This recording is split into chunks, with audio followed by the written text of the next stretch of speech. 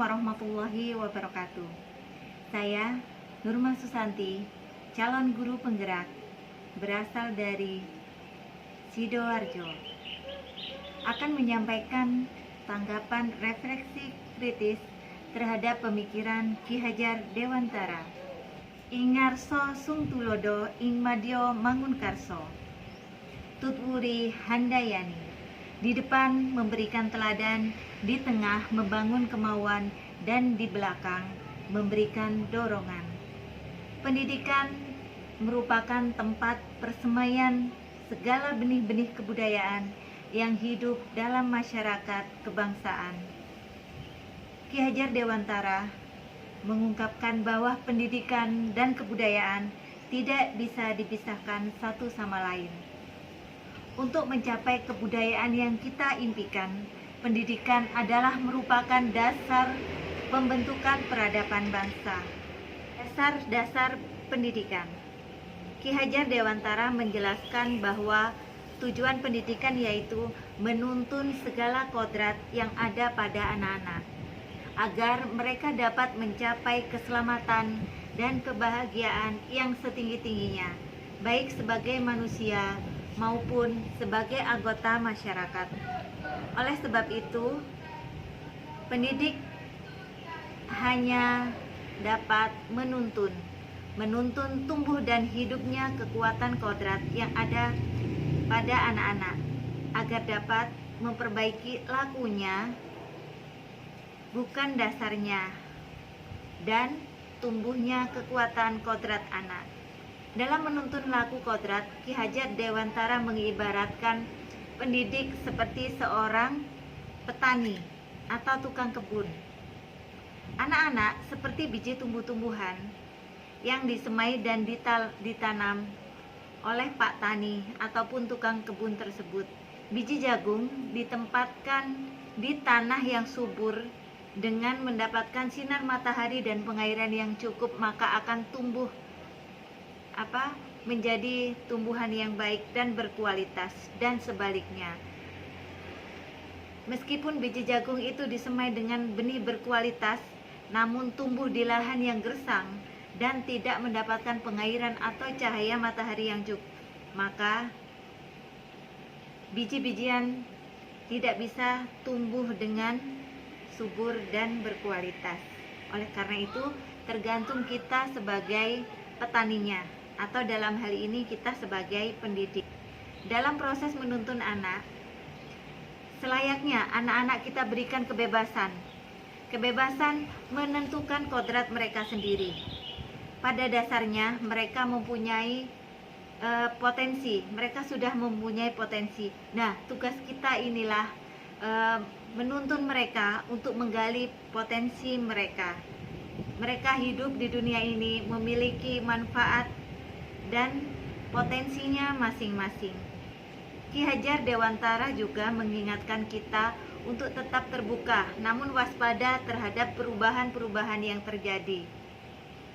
Beliau menerangkan bahwa waspadalah, carilah barang-barang yang bermanfaat untuk kita, yang dapat menambah kekayaan kita dalam hal kultur lahir dan batin. Jangan hanya meniru, hendaknya barang baru tersebut dilaraskan lebih dahulu. Nah, barang-barang inilah yang merupakan simbol tersedianya hal-hal yang dapat kita tiru. Namun, selalu kita menjadi pertimbangan bahwa Indonesia memiliki potensi kultural yang dapat dijadikan sebagai sumber belajar. Ki Hajar Dewantara juga mengingatkan kita sebagai seorang pendidik bahwa pendidikan anak sejatinya melihat kodrat dari anak dengan selalu berhubungan dengan kodrat zaman. Bila melihat kodrat zaman saat ini, pendidikan global menekankan pada kemampuan anak untuk memiliki keterampilan di abad 21 dan menyesuaikan dengan perkembangan teknologi yang ada. Bahwa dari zaman dahulu ke zaman sekarang tentunya telah mengalami beberapa perubahan, maka kita harus mengikuti perubahan tersebut. Seperti pendidikan adalah merupakan perubahan Pendidikan harus berubah, bergerak sesuai kodrat alam dan kodrat zaman. Biarkan anak-anak menunjukkan keunikannya. Anak-anak pada dasarnya memiliki keunikan tersendiri.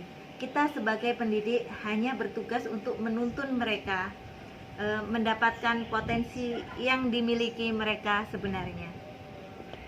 Yang harus saya lakukan agar proses pendidikan pembelajaran yang mencerminkan pemikiran Ki Hajar Dewantara dapat terwujud adalah salah satunya saya akan memberikan kemerdekaan kepada anak didik saya untuk menentukan potensi mereka sendiri, karena pada dasarnya mereka lahir dibekali oleh bakat dan minat tersendiri, dan antara siswa yang satu dan siswa yang lain memiliki bakat minat yang berbeda-beda.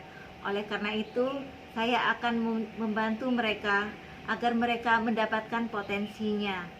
Dan dalam hal ini saya akan mengedepankan budi pekerti serta akhlak yang baik dalam kehidupan mereka.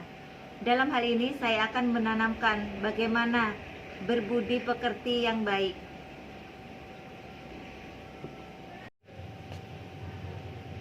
Kemudian saya akan lebih intensif sering berkomunikasi dengan anggota keluarga peserta didik saya, bahwa keluarga menjadi tempat yang utama dan paling baik untuk melatih pendidikan sosial dan karakter baik bagi seorang anak.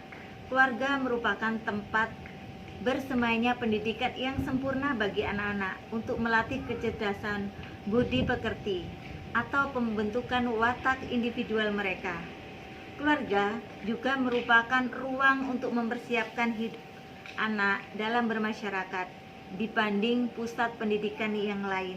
Di sini saya akan berkolaborasi dengan anggota masyarakat, warga sekolah, peserta didik, serta orang tua agar tujuan dan cita-cita visi misi sekolah bisa tercapai.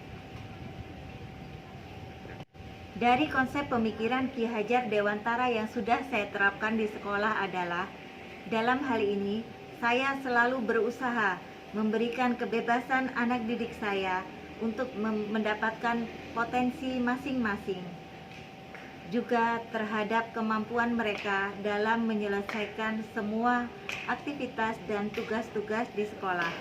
Karena saya sadar antara siswa satu dan siswa yang lain akan memiliki perbedaan, terutama dalam proses pembelajaran.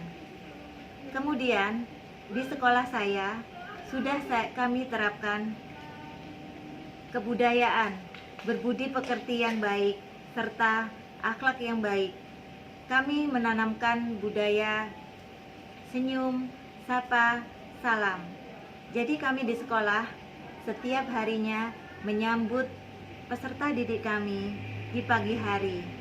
Kami juga memberikan senyum, sapa, salam, dan mengajarkan mereka saling menghormati antara satu sama yang lain. Sebagai seorang pendidik, kami selalu memberikan contoh dan tauladan yang baik untuk anak didik kami. Di sekolah kami, saya dan teman-teman sudah menerapkan berbagai kebiasaan, yaitu tentang pembiasaan berbudaya yang baik. Salah satunya, kami di hari Jumat melakukan pembiasaan seperti kegiatan religius, kegiatan kesehatan, dan juga Jumat bersih. Kami, saya dan anak-anak selalu bekerja sama untuk membangun kondisi sekolah kami, sehingga sekolah kami bisa menjadi sekolah yang menyenangkan untuk anak-anak, dan kami semua merasa saling memiliki, sehingga pembelajaran di sekolah kami bisa berjalan dengan baik, tertib, lancar, dan menyenangkan. Saya juga berusaha memberikan teladan dan apresiasi kepada peserta didik kami setelah mereka melakukan beberapa hal. Yang pertama, yaitu kami selalu memberikan reward, ucapan terima kasih atas segala yang mereka lakukan. Kemudian kami selalu saling mengingatkan. Dan di sini kami menerapkan budaya saling meminta maaf. Selanjutnya, kami juga menerapkan budaya tolong-menolong antara warga sekolah. Jadi kami juga menerapkan kata maaf, minta tolong, dan terima kasih kepada anak-anak didik kami.